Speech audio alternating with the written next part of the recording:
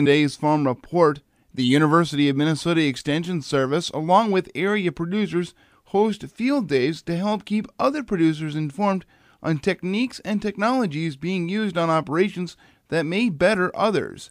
Tomorrow is the Morrison County Dairy Field Day out at the Gunderson Brothers Farm. Emily Wilmus with the University of Minnesota Extension Service has more. We will be at Gunderson Brothers Dairy from 11 a.m. to 1:30 p.m. Gunderson Brothers Dairy is owned and operated by Alan and David Gunderson and is located at 6631 State Highway 238 in Bolus. Brothers Alan and David became partners in the farm in 1989. They currently milk 65 cows and farm 400 acres of corn, alfalfa, and small grains. The Gunderson brothers strive to maintain healthy soil biology in their fields and work with Midwestern BioAg. The heifers are housed in a loose housing setup that is attached to the barn and can be scraped directly into the manure pit. Alan and David do a wonderful job of managing for milk quality and consistently have a somatic cell count under 100,000.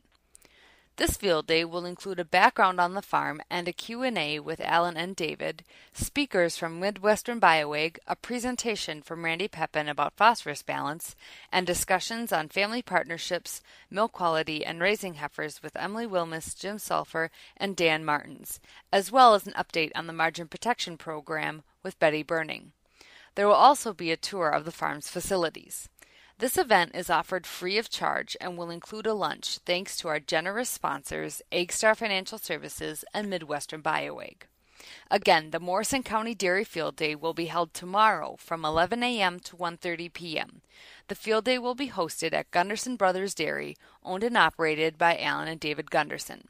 The farm is located at 6631 State Highway 238 in Bolus.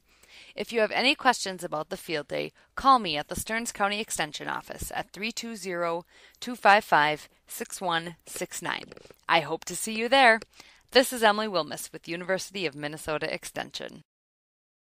USDA's Food and Nutrition Service, with the help of partners and schools, is discussing school meals for the upcoming school year. Dr. Katie Wilson is Agriculture Deputy Undersecretary for F&S. We have made great strides in offering a variety of healthy choices. These choices include introducing students to many different fruits, vegetables, and whole grain products, and an increasing number of products purchased locally. Another part of the conversation is implementation of the community eligibility provision. Becca Siegel, a child nutrition associate for the Center on Budget and Policy Priorities, talks about the program's first year. Community eligibility has a very high threshold to participate and is only available in the highest poverty schools. In fact, we were very surprised to learn that 1 in 5 schools nationwide meet this criteria. The benefits of CEP include increased meal participation, improved school environment, and buy-in from administrators. For USDA Radio, Susan Carter, Washington, D.C.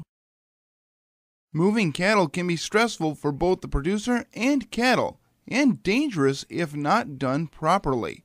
Emily Wilmus with the University of Minnesota Extension Service Office shares some tips on how to properly move cattle and stay safe. When working with beef and dairy cattle, it's always important to practice good stockmanship, as it keeps both you and your animals safe.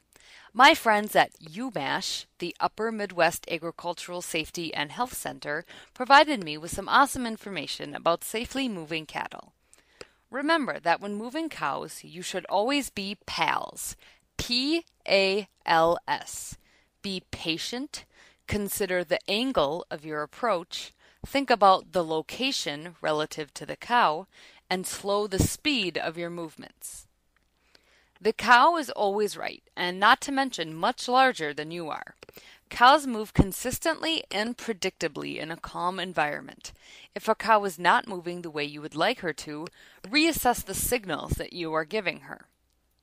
Think of a cow and imagine a circle that is drawn around her about 1 to 2 feet out.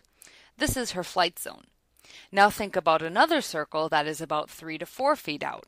This is her pressure zone. To move her, start movement by slowly approaching her pressure zone.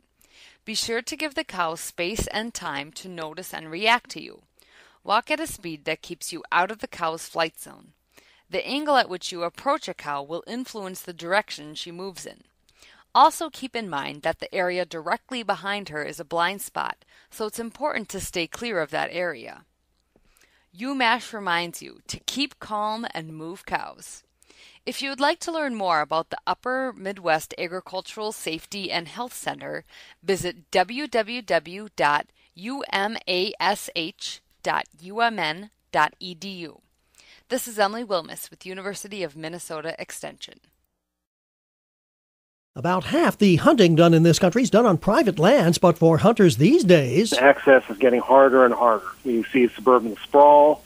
Places that were sort of open once upon a time for anybody to go hunt and fish are now closed. That's Whit Fossberg. He runs the Theodore Roosevelt Conservation Partnership, and he says landowners sometimes are scared of possible lawsuits if something happens to someone while on their place. Plus, some don't have the roads, gates, whatever to allow people in. So in many areas, outdoor recreation's on a decline, taking with it the money it generates in the local economy. However, outdoor recreation is getting a boost with this week's announcement of $20 million this year in 15 states across the country. Agriculture Department Undersecretary Robert Bonney telling reporters Monday the grants come under the Farm Bill's Voluntary Public Access Program and Habitat Incentive Program, called Open Fields for short, to help states create greater access to hunting, fishing, and other wildlife-centered recreation, and to help conserve and restore wildlife habitat, which could spur more outdoor recreation and more local income from it. Gary Crawford for the U.S. Department of Agriculture, Washington.